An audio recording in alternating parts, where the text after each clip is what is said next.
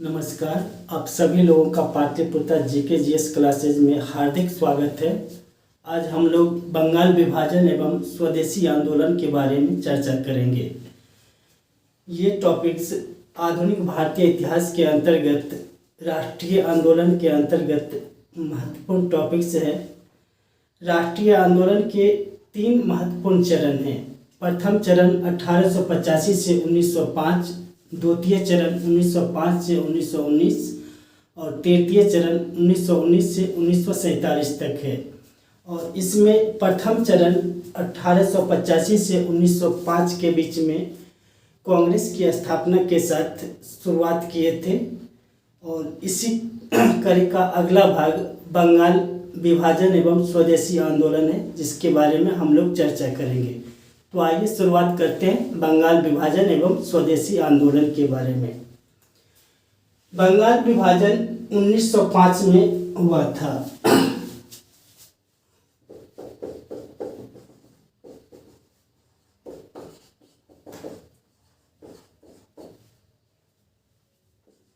इस समय viceroy Lord Curzon था।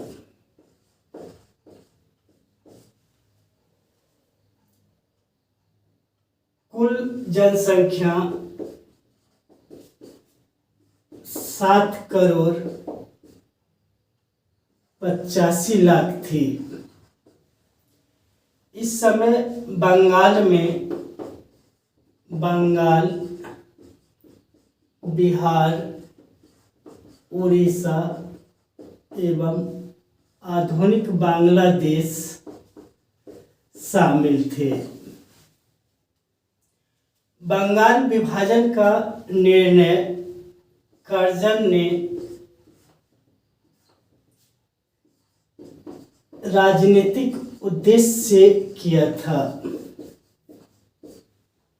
जबकि उन्होंने प्रशासनिक असुविधा को आधार बनाकर के बंगाल विभाजन करने का निर्णय लिया।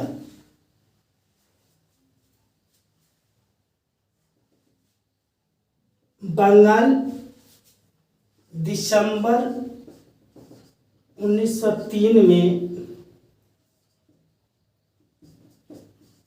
बंगाल विभाजन के प्रस्ताव की खबर पूरे बंगाल में फैल गई, जिसके कारण पूरे बंगाल में विरोध होने लगा। विरोध के बावजूद 19 जुलाई 1905 को बंगाल विभाजन के निर्णय की घोषणा की गई। इसके विरोध में 7 अगस्त 1905 को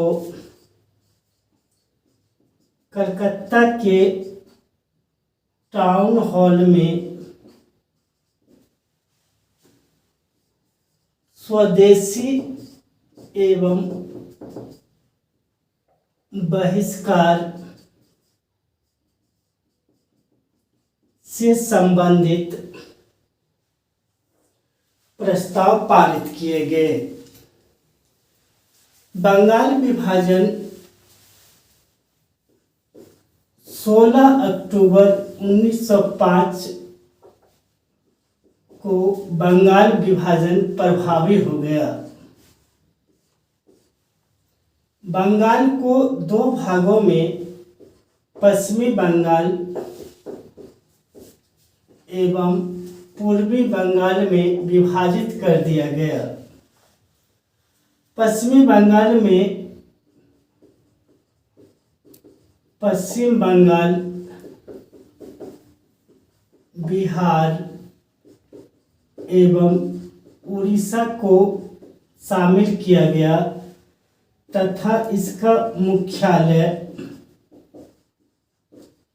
कलकत्ता में बनाया गया, जबकि पूर्वी बंगाल, असम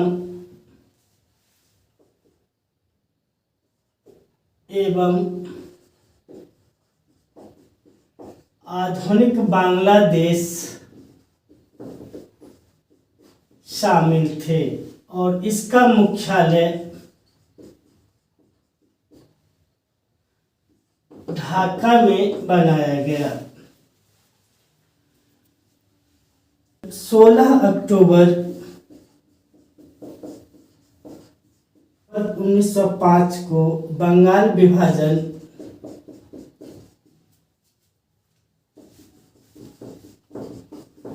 प्रभावी हो गया। इस दिन लोगों ने शोक दिवस मनाए, गंगा स्नान किए,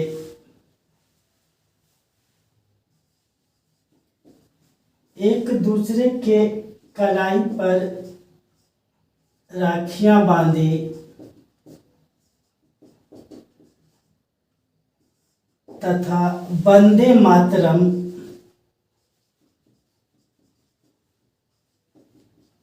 के गीत गाते हुए रोड पर चलते थे। इसी विरोध में आनंद मोहन बोस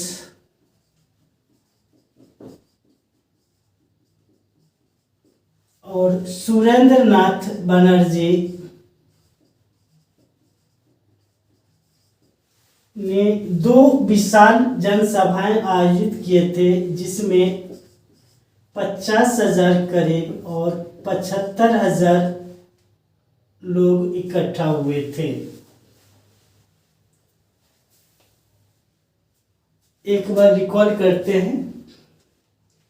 बंगाल विभाजन 1905 में किया गया। इस समय वाइसराय लॉर्ड कर्जन थे।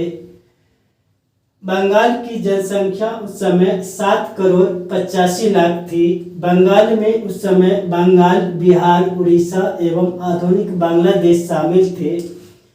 कर्जन ने बंगाल विभाजन को प्रशासनिक असुविधा का आधार बनाया था, जबकि राजनीतिक उद्देश्य था, क्योंकि बंगाल में राष्ट्रीय चेतना काफी बढ़ा हुआ था और इस राष्ट्रीय चेतना को कर्जन तोड़ना चाहता था।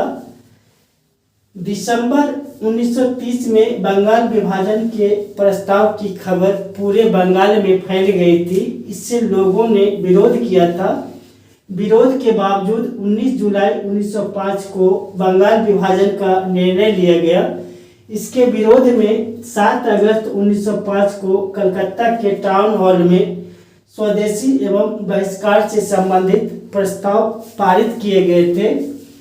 16 अक्टूबर 1905 को बंगाल विभाजन प्रभावी हो गया था। बंगाल को 2 भागों में पश्चिमी बंगाल एवं पूर्वी बंगाल में बांट दिया गया था। पश्चिमी बंगाल में पश्चिम बंगाल, बिहार एवं उड़ीसा के प्रांत थे, जिसका मुख्यालय कलकत्ता बनाया गया था, जबकि पूर्वी बंगाल में पूर्वी बंगाल, असम एवं आधुनिक बांग्लादेश थे, जिसका मुख्यालय ढाका बनाया गया था। पश्चिमी बंगाल हिंदू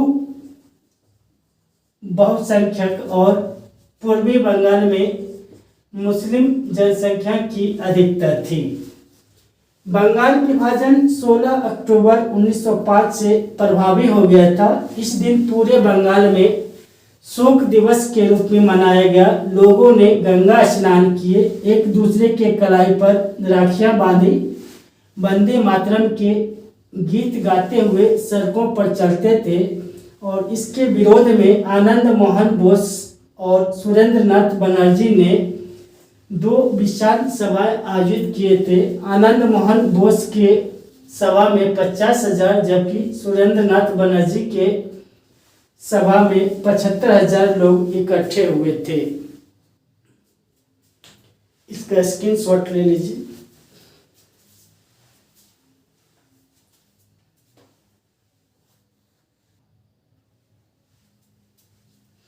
बंगाल विभाजन के परिणाम स्वरूप स्वदेशी आंदोलन की शुरुआत हुई। स्वदेशी आंदोलन का कारण बंगाल विभाजन था। स्वदेशी और बहिष्कार आंदोलन धीरे धीरे संपूर्ण देश में फैल गया था। इसे बम्बई एवं पुणे में तिलक ने, पंजाब एवं यूपी में लाला लाजपत राय एवं अजीत सिंह ने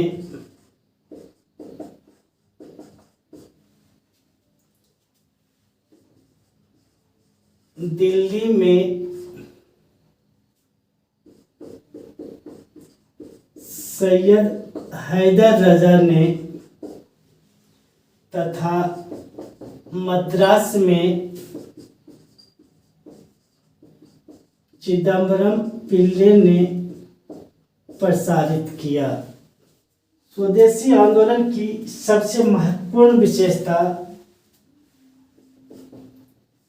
इसके बहिष्कार आंदोलन को लेकर था। सबसे ज़्यादा सफलता बहिष्कार आंदोलन को मिला था। इसकी दूसरी महत्वपूर्ण विशेषता आत्मनिर्भरता थी। इसी समय रविंद्रनाथ के शांति निकेतन के तर्ज पर बंगाल नेशनल कॉलेज की स्थापना हुई तथा 1906 में राष्ट्रीय शिक्षा परिषद की स्थापना हुई। इसी समय स्वदेशी कल कारखाने भी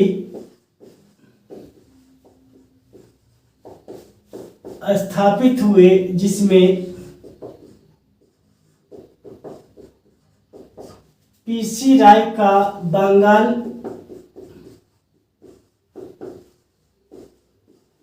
केमिकल्स फैक्ट्री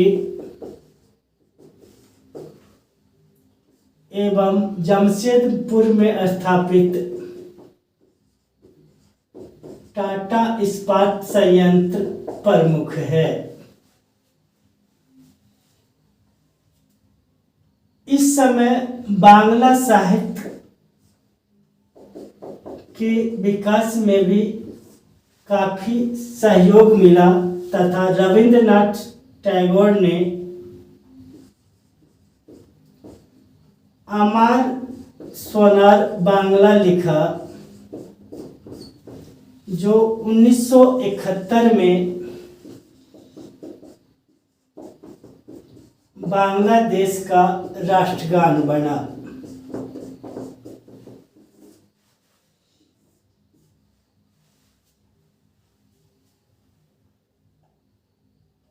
इस प्रकार स्वदेशी एवं बहिष्कार आंदोलन को देख करके 1911 के दिल्ली दरबार में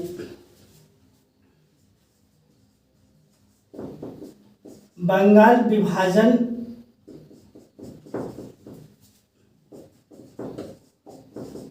को रद्द किया गया।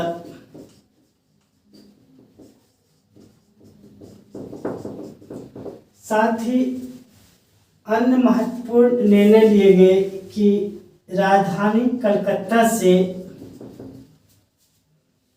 दिल्ली स्थानांतरित किया गया तथा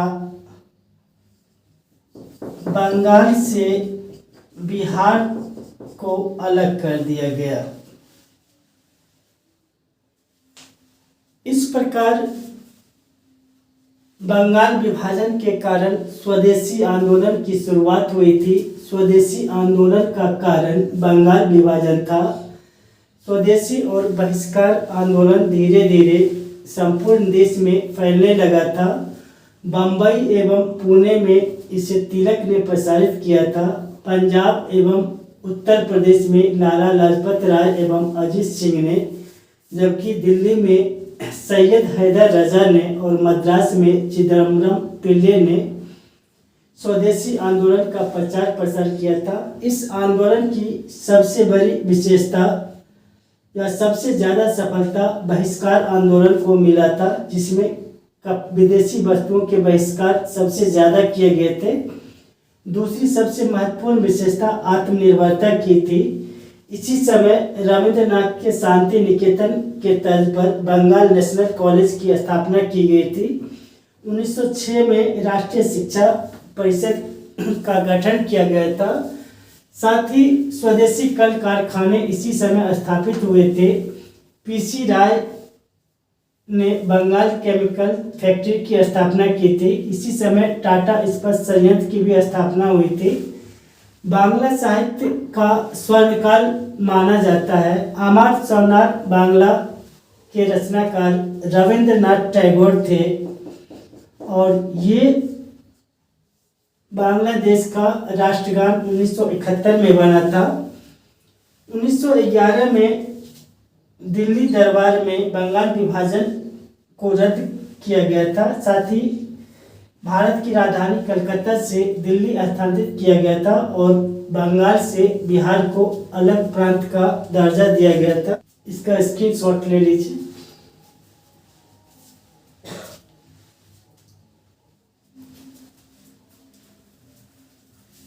उन्नीस सौ 1906 में भारतीय प्राच्य कला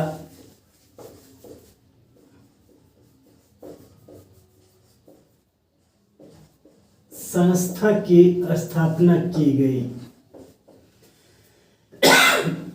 जिसकी प्रथम छात्रवृत्ति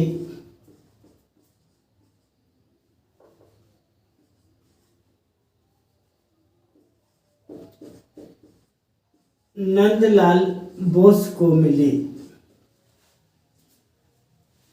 स्वदेशी आंदोलन की कई कमियां भी थी।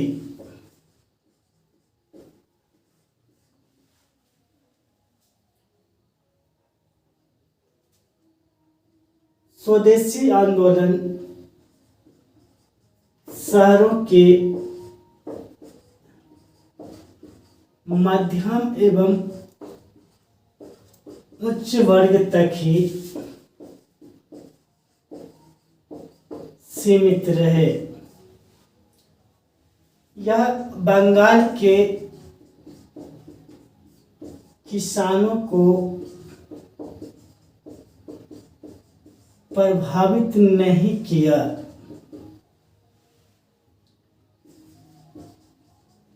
अपवाद वारिशाल को छोड़कर यह मुस्लिम समुदाय को भी जोड़ नहीं पाया, जिसके कारण ब्रिटिश सरकार ने हिंदू और मुस्लिमों को लड़ाकर सांप्रदायिक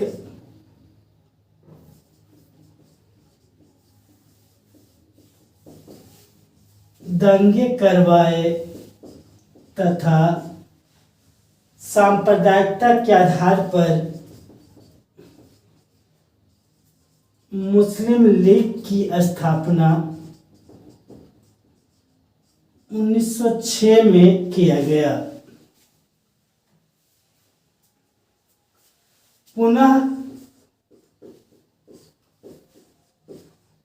तिलक को 6 वर्ष का कारावास देकर के मांडले जेल भेज दिया गया। साथ ही अजीत सिंह एवं लाला लाजपत राय को निर्वासित किया गया।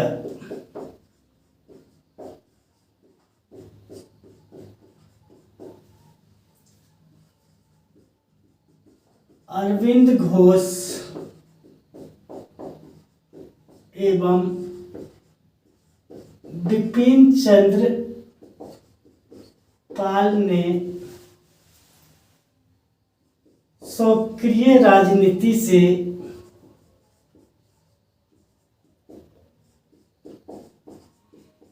संन्यास ले लिया।